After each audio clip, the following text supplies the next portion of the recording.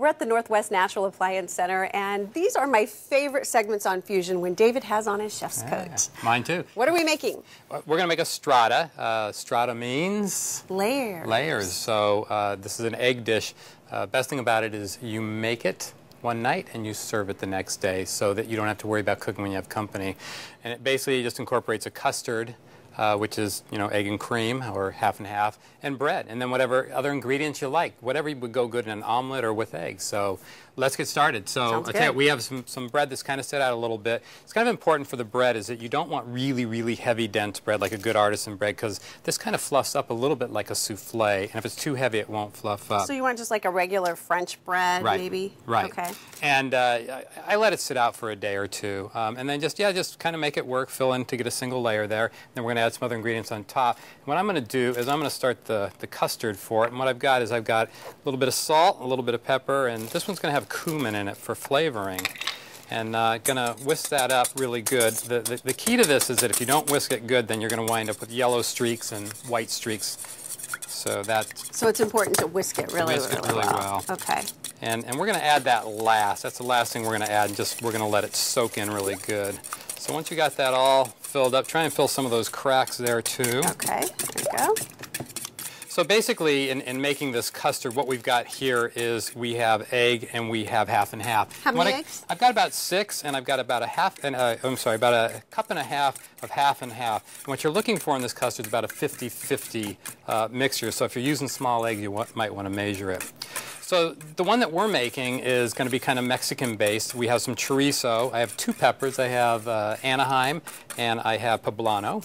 And I basically roasted them to get the skin off, and then I diced them up. And the key on your ingredients is you want them dry. So I actually put those in a pan and just dried them out a little bit. If you get moisture in this, then you're going to get pockets of wet, and it's really not good. So and you just sauteed the sausage? Yeah, sausage just cooked like normal. Okay. So I'll tell you what, if you want to go ahead and put on the sausage, all of it? That's chorizo. We're going to put all of it. There's about 8 ounces there. It's not a lot. And you can decide how you want to do the layers. Any way that suits yourself, that's okay. But we're going to have 2 layers. And now if you'd put in half the cheese, and that's about a cup and a half. Okay. And then we're going to go with another layer of bread. All right. That looks great. Looks great. All right, here's the last layer of bread.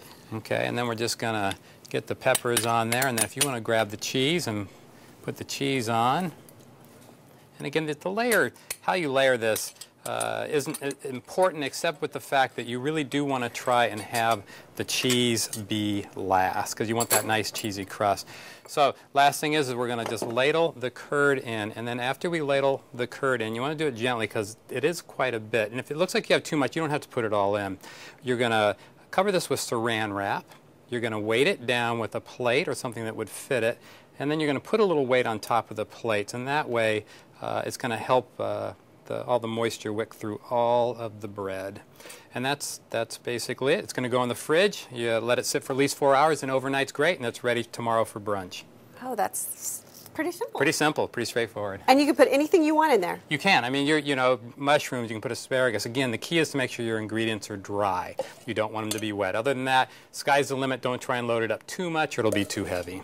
So it sits in the refrigerator at least 4 hours, and then you pull it out, next morning, bake it at 350. Okay, and just like magic, it comes out perfect. Actually, we did this one earlier. And it's been about an hour, and a knife stuck in it came out clean. And if you notice, like I said, it comes out kind of like a souffle. We're going to let it rest for about 5 or 10 minutes, and it is going to flatten up, so you want to make sure that your guests see this in all its glory. So we're going to wait a fefew minutes, and then we'll slice it up and start eating. All right. So, like we talked about, this definitely came out nice and cooked, and it doesn't have wet layers in it. Slices easily. Slices easily. Plates up nice, and you want to dress it up. It always makes it look nicer. So this one I actually just took some store-bought salsa, I blended it, made it as a garnish, and a little bit of cilantro. Awesome. This looks great and so easy if you do it the night before. Thanks, David. I'm digging in. All right, me too.